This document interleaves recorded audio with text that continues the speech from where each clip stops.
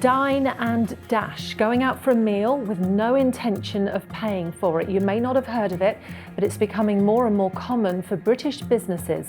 A third of restaurants have experienced it recently. But what can they do about it, and why are we seeing such a large increase? I'm Yasmin Bottleby, and this is what you need to know.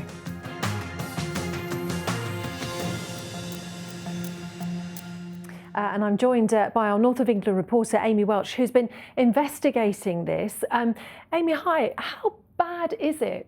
Well, the term dine and dash might seem really quite playful, but I cannot stress just how serious this offence is and how devastating it is for the hospitality sector. It's estimated 1 in 20 people actually go into a restaurant, they enjoy a meal, then they walk out without paying for that meal. And figures given to ITV News show that a third of hospitality businesses have recently experienced an incident of this so-called dine and dash, with nearly 30% saying there have been more incidents this year than last year. You're right. It sounds like something out of a game show or something, doesn't it? Without wanting to give anyone any ideas, do people use any fancy tricks, or is it as brazen as people just walking in and walking out in broad daylight? You know, it really is. And that is what makes this whole thing so worrying. Some restaurants have actually been targeted 3 or 4 times. But the people that are doing this are not necessarily the people that you might associate typically with shoplifting. We're talking about families, about groups of friends, about people going into restaurants with their children. In one incident at a restaurant in Weymouth in August this year, a group of 12 spent around £500. They bought the most expensive things on the menu, things like seafood and steak, and then they simply walked off, and CCTV showed them doing this. And when they left, you could actually see some members of the group actually pushing prams. In another incident at a cafe in Canterbury, a family enjoyed a morning fry-up, and then CCTV showed them getting up and walking away, leaving a £50 bill unpaid. Now, some offenders do try and pretend to pay. Some say they've got to go and get cash from a cash point, and often they just walk out. And this really does leave restaurant owners really quite shaken. And what are businesses telling you? Because you've been speaking to lots of them. How are they telling you that they're feeling about this and impacted by it? Well, many of them are absolutely devastated. Some of them are worried that they just won't survive this, because for them, an unpaid bill can be the difference between them making a profit that night and making a loss. I actually went to one Indian restaurant in Manchester called Mersey. It's an all-you-can-eat buffet. There are more than 100 dishes on offer there. And in July, diners walked out of there without paying the £200 bill. Now, they contacted Greater Manchester Police, who did issue a CCTV image of the people that they wanted to speak to in connection with that incident. But months later, they still haven't been caught. And the thing that really struck me when speaking to the owner of that restaurant, Usman Malik, is that this is a crime which has an emotional cost as well as a financial one. Here's what he had to say. They started making excuses. The food is cold, it's not right. They literally walked out laughing. There should be some penalties on these kind of criminal acts. Okay, so Amy, they talk about penalties there. What are the police doing about it, if anything?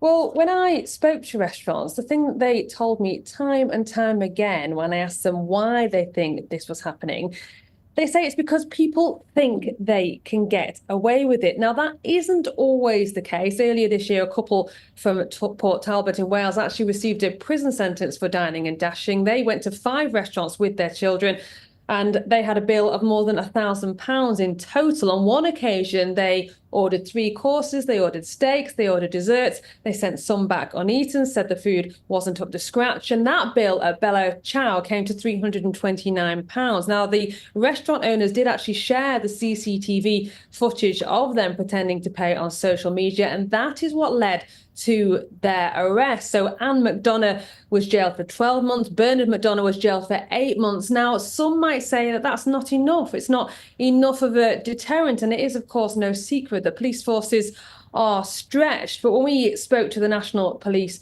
Chiefs Council, they told us that policing is committed to tackling all forms of this criminality, that dine and dash offences are largely opportunistic in nature, And they'd encourage all business owners and staff to make sure that when they do happen, they are reported so their local force can take action. And they also added that CCTV really is so important when it comes to assisting with their inquiries. And what's behind this increase, Amy? Why do we think that people are doing this more and more? Well, cost of living seems to be one of the main factors. Some experts are linking it to a real boom in shoplifting, and police in England and Wales recorded more than 400,000 shoplifting offences over the past 12 months, taking that to a 20-year record high. But dining and dashing is seen by some as actually more sinister than shoplifting. It's almost seen as worse because you are actually going into a restaurant, you're getting a service, you're being waited on, you're looking that waiter or waitress in the eye, knowing full well you are not going to pay them. And for them, that dishonesty goes far beyond just not paying for your food. And it does seem like some people just seem to get a real buzz out of this. And I spoke with Sacha Lord, who is the nighttime economy advisor for Greater Manchester. And he said that after so many restaurants struggling through the pandemic, this really is the last thing that they need. It's worse than shoplifting. You know, Dine and Dash is you've sat in someone's restaurant, someone's cafe. You've taken a space that somebody else could have taken. You're there with your friends or whatever, I don't know. You've had a meal that's been cooked for you, a meal that's been served for you. The produce has been brought in for you. And then you've stolen it, you've run away. It is stealing at the end of the day. It's simply stealing. Amy, people really assume this is a victimless crime. It really isn't, is it? It really isn't. And it's really the small businesses that are affected the most, because for them, all it takes is one customer not to pay their meal and they then make a loss that night. And if it continues, they're worried that they can't continue themselves. And I spoke to one owner of a restaurant of Mommy Thai in Leeds. Now, he served his customers, he made his food. He talked to me about the love that went into making that food. He talked to me about the atmosphere of his restaurant, how he really tries to create an experience for his customers. And it really just broke his heart that customers would want to do that. Now, this man actually followed the individuals out of his restaurant, filming them in order to try and get them to pay, in order to try and take that footage to the police, in order to try and catch those responsible. But so often restaurants are left feeling like they really are on their own when it comes to crimes like this. And the individuals that are doing this, I don't think they actually realise the impact that it is having on these restaurants. Here's what the owner of Mommy Thai told me when I spoke with him. It's just not fair, because I'm here running a business, so providing good service to my customers, my guests. And if somebody come and take advantage of what I'm doing, of my work, is really affect me, upset me, and affect the people around me. So we just need a quick response from the police, because that's when they can actually force these people to actually make the payments. He's really sad, isn't he? Like, you can see that that's really affected him. What can restaurants like that do to protect themselves, Amy? Well, CCTV is the main one. We actually spoke with one restaurant down in Sussex that had been targeted 3 times, and they have now fitted 16 CCTV cameras. Lots of restaurants are now adding extra security on the door. Other tips include making sure that you know where your exit points are, that there aren't too many of them, asking people for a phone number, asking for a deposit. But in reality, if this continues to happen, restaurants tell me that they are going to get to a point where they're going to have to ask people to pay up front before having their meal. And some really don't want to do that. They say that ruins the experience, it ruins the trust, the honesty of what going on an evening out with friends or family should be. But some restaurants say that is going to be the only option left on the table for them. Oh, wow. What a shame. Amy, it's fascinating, and I didn't realise that it was such a big problem. Thank you so much. Really good to speak to you.